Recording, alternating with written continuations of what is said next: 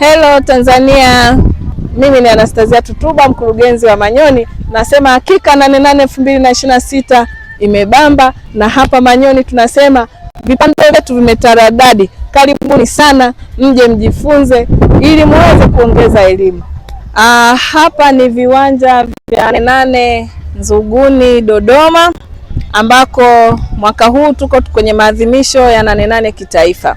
Maadhimisho hayo yameanza tarehe 1 kwa kuzinduliwa na Mheshimiwa Waziri Mkuu wa Jamhuri ya Muungano wa Tanzania, na sasa tunaendelea na maonyesho mpaka tarehe 8 ambapo kutakuwa na kilele cha 88.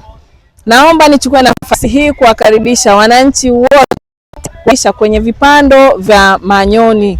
Kama mnavyoona, tumepanda vipando vya kuonyesha kama shamba darasa kwa ajili ya maadhimisho haya. Karibuni mje mjifunze namna ya kuweza kupanda vitunguu. Mkiangalia vitunguu vyetu viko vizuri kabisa. Lakini pia tumeweza kuonyesha namna ya kupanda mazao kama mtama pamoja na alizeti. Kule nyuma ndio vipando vyetu vilipo. Tumepanda mbegu za aina mbalimbali. Kwa hiyo tunawakaribisha mje mjifunze. Mtakutana na maafisa ugani mahiri kabisa ambao walikuwepo kipindi chote hiki cha kuweza kuhakikisha kwamba wanaandaa shamba, wanachagua mbegu bora, lakini pia wameweza kupanda vipando na sasa vimefikia katika hatua hii nzuri. Mtaweza kujifunza namna ya kuweza kuhudumia mimea na ikawa mizuri kabisa.